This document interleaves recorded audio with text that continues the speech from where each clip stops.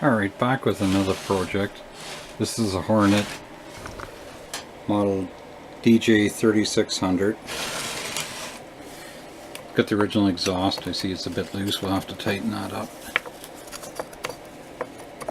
But it's there. It's not missing yet. We'll see what's up with that. These are missing on a lot of them. It's to hold the clutch disengaged. You pull it up like that, the clutch is disengaged. Boom, it's in. It's engaged.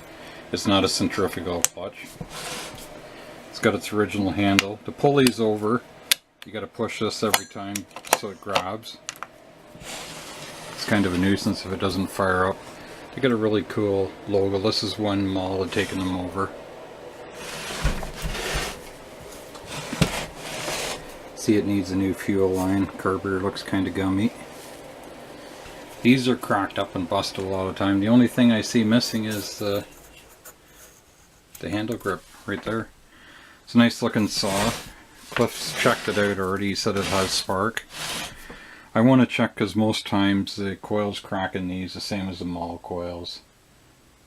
I think it's a Bendix coil. They're the same anyway. This one just takes a little larger coil.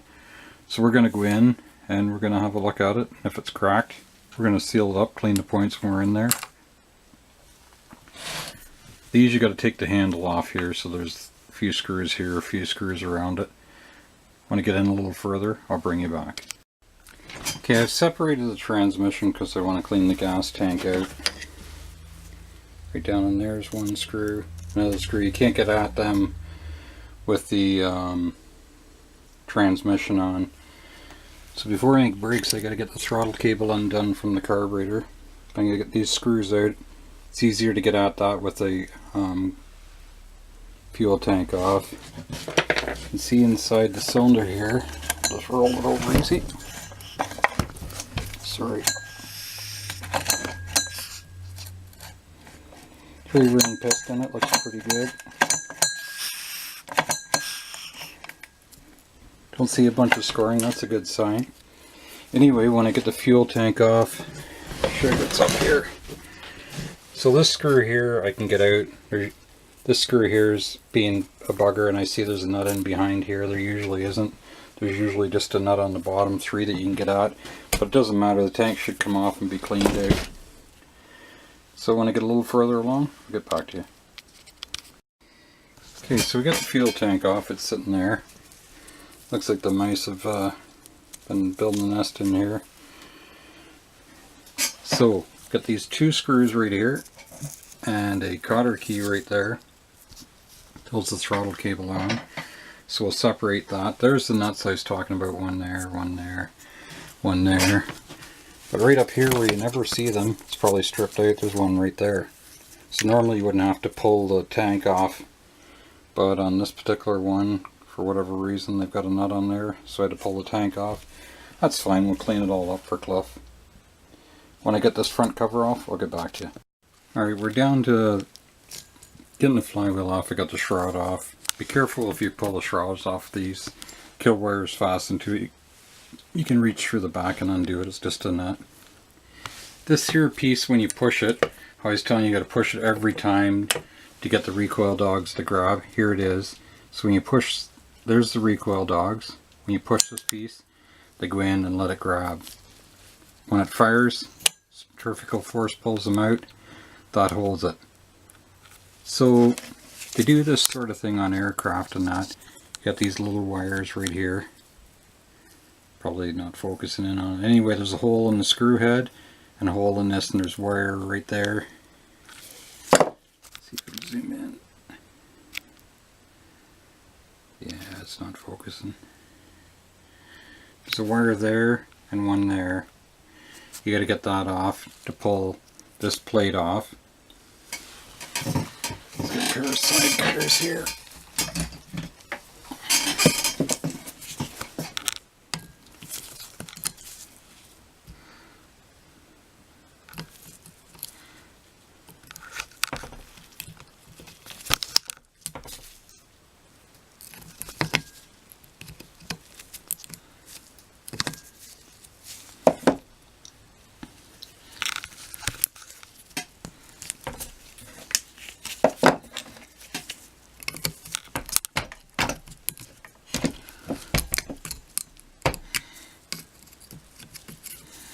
sure if you can see the wires now. Sorry for the bouncy cam. Really need both hands for this to hold the motor and that. Anyways, just real fine wire stopping the screws from backing out and falling apart.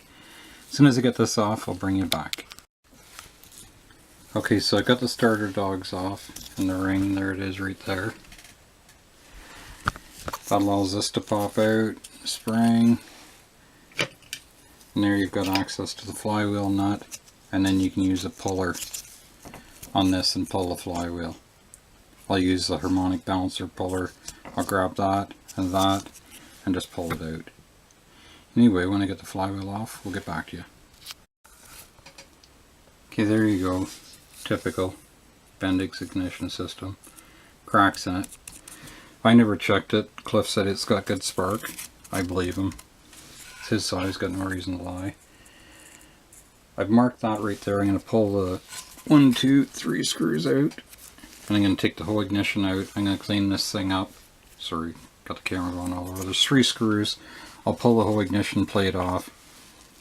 And I'll clean this up, re-glue it. But I'll clean up the crankcase as well. So I just want this off of it for now. Anyway, that's it. That's it for tonight.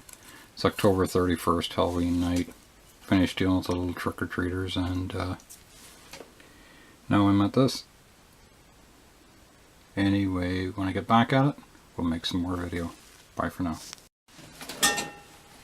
Alright, I got the ignition plate off. I said that was it. But this is it for tonight. She tore down. There's a harmonic balance puller. Works great for pulling the flywheel off. You're not damaging, nothing beating on it. Anyway, I'll take the recoil housing, fuel tank, transmission and engine block, clean them up. I'll pull this apart, put it in the ultrasonic cleaner. We'll glue up the coil, we'll reassemble it, and hopefully get her fired up.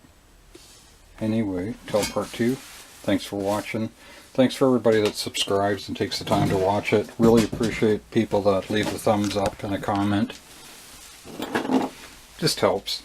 You know, YouTube the way, or Google, since they've taken over YouTube.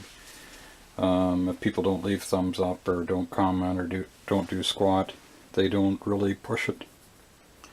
Anyway, again, thanks to everybody for subscribing, commenting, and leaving thumbs up. Muchly appreciated.